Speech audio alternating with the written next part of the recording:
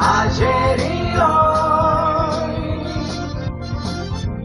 aprendiendo del pasado, de Rensis, ayer y hoy. Decía el general Perón que le gustaba citar a Alejandro como uno de los más grandes generales estrategas, que se consideraba un admirador de su trabajo y de su obra. Alejandro, antes de fallecer, hizo una reunión cumbre con todo su ejército, sus máximos representantes, y con los que atendían las cuestiones del Estado, y le contó sus 3 voluntades para su muerte. El día que yo no esté, quiero que todos los médicos, los más importantes, lleven al hombro mi ataúd. Pero además todos los tesoros que pudo haber conseguido lo vayan desparramando en el camino hacia mi cementerio.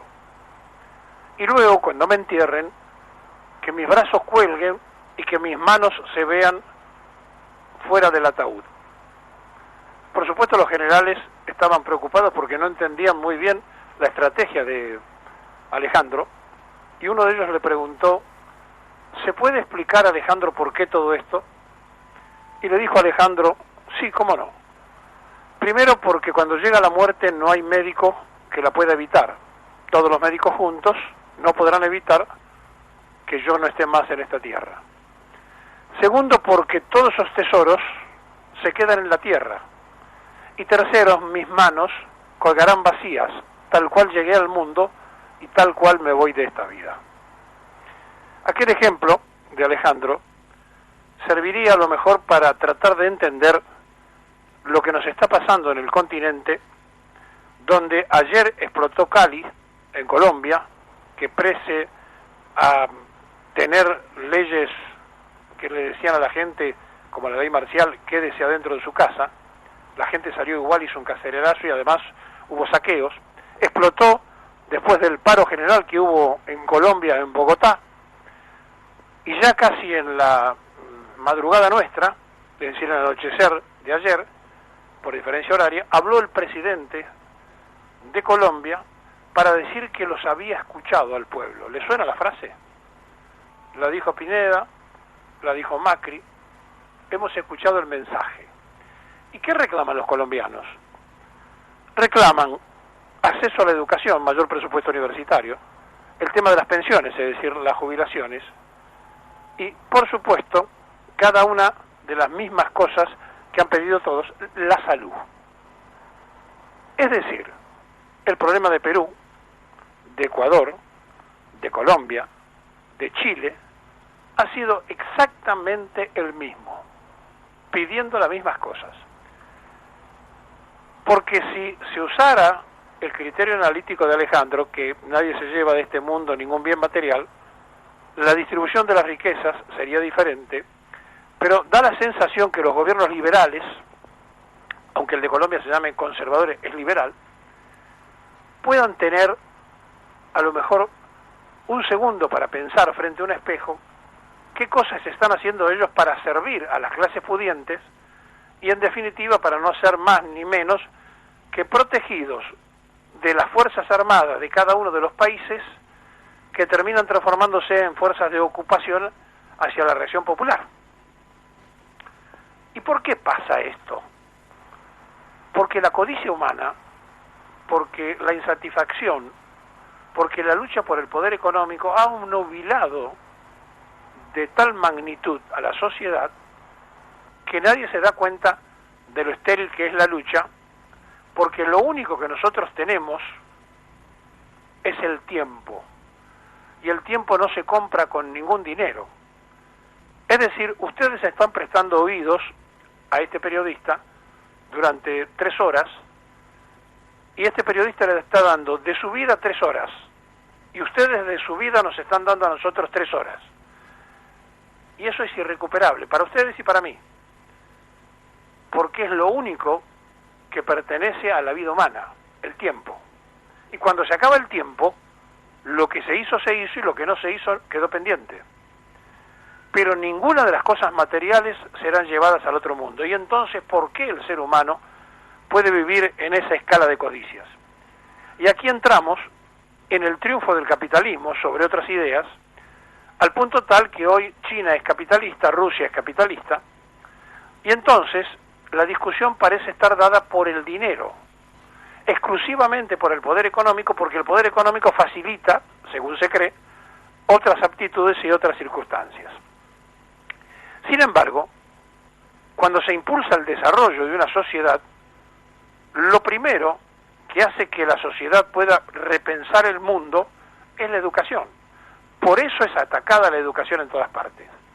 Lo segundo es poder controlar la vida de esa persona, es decir, manejarle la salud. ¿Para qué queremos un pueblo informado y sano?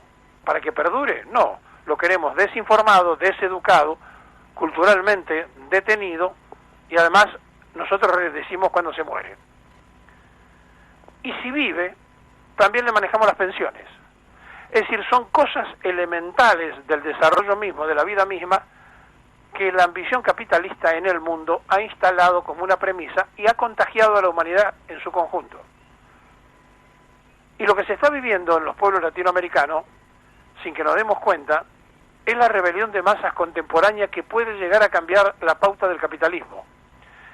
Pero no para que deje de funcionar el capitalismo como tal, porque está instalado de una fuerza y de una manera tal que respaldan todo lo que hace a la economía con medidas militares, porque además ellos han desarrollado toda la fuerza militar necesaria para ser los mayores deudores del mundo, por ejemplo Estados Unidos, y no pagarle a nadie porque tienen la mayor fuerza armada para defenderse. En este aquelarre universal en que nos han metido los ganadores de la Segunda Guerra Mundial, han hecho que el mundo vaya inexorablemente a una fricción entre minorías pudientes y mayorías hambriadas, desesperadas, en el reclamo casi de la cosa cotidiana. Y fíjense ustedes, el cacerolazo empezó en Chile por las clases altas. Cuando Salvador Allende gobernaba Chile, en Providencia y en los barrios altos de Santiago, las mujeres de la sociedad salieron a golpear cacerolas porque decía que en los supermercados no había qué cosas consumir, porque no había lo que tenían en otra época. Y eso, que fue un instrumento de protesta de la oligarquía chilena, se transformó al revés en protesta de los pueblos en reclamo. Y en la Argentina el cacerolazo fue trascendente y trascendió de tal forma que después fue copiado en otros pueblos del mundo. Y ayer sonaron las cacerolas en Colombia, y antes en Perú, y antes en Ecuador, y antes en Chile. Y como si todo esto fuese parte de la misma planificación, el golpe de Estado en Bolivia. Por lo cual nos da la impresión que estamos en un verdadero problema que hace al futuro humano, donde si no nos damos cuenta, aquellos que estamos ya más cerca de irnos que de quedarnos, que las generaciones posteriores a nosotros van a sufrir consecuencias irreparables, y que además un país poco habitado como el argentino, de grandes dimensiones, que contando la Antártida es uno de los países más grandes del mundo, si no es el más grande, y que tenemos apenas 44 millones de habitantes, si no nos damos cuenta de que el mundo necesita espacio, necesita agua potable, necesita oxígeno no contaminado, y que no van a pedir permiso, que van a llegar a buscarlo donde esté, y si no encontramos una solución a estos problemas, seguramente pasaremos en la ignorancia a que muy pocos puedan saber lo que decía Alejandro y ni siquiera quién fue Alejandro. Y en la ignorancia se manejan las necesidades y las pautas culturales de acuerdo al que tiene el capital y no al que tiene la capacidad humana de hacer vivir mejor a la gente. Se está estremeciendo el capitalismo en las protestas y en el fracaso de su política. Sin embargo, China es supercapitalista, Rusia es supercapitalista, y ya no hay referencias internacionales porque ha sido absolutamente vencido la idea del marxismo cuando quiso aplicarse en una gran parte del mundo. Y entonces hoy tenemos simplemente una discusión de la distribución de la riqueza, pero al sistema capitalista. Se trata de esto. Para el peronismo el hombre vale por ser hombre. Para el capitalismo el hombre vale por lo que acumula o que tiene.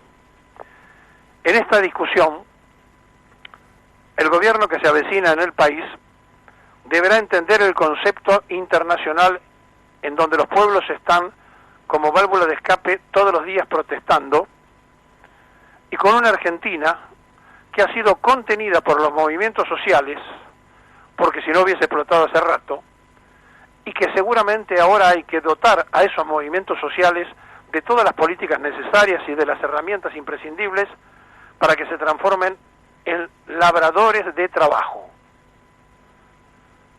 Porque como también decía aquel que se referenciaba en Alejandro Perón, gobernar es crear trabajo. Y el trabajo tiene que tener normas y pautas donde no se pierda aquellas famosas 3-8, 8 de trabajo, 8 de descanso y 8 de distracción. Aquellos que tienen trabajo hoy, cualquiera, pienso en un taximetrero, trabajan 12 horas para ver si pueden llegar, aquellos que alquilan un auto, a pagar lo que le cobra el alquiler de un coche por día. 12 horas diarias manejando con frío, con calor, con tránsito, con piquetes, para ver si pueden vivir. Es un simple ejemplo de tantos otros que tienen que trabajar una cantidad enorme de horas. Pero el grave problema no son los que trabajan muchas horas, son la gran cantidad que no trabaja ni siquiera media hora, porque no tienen trabajo. Ojalá que alguno aparezca y les cuente lo de Alejandro para que se den cuenta, tanto en Colombia, en Perú, en Ecuador, en Bolivia, en Chile y nosotros mismos, que nadie se lleva nada a la otra vida y que no hay nada más precioso ni más agradable que hacer feliz al prójimo, porque como les decía, lo único que tenemos nosotros es el tiempo. Gracias por su tiempo, por escucharnos, y también ustedes agradezcan el tiempo nuestro, porque ustedes nos dan su vida y nosotros les devolvemos la vida nuestra.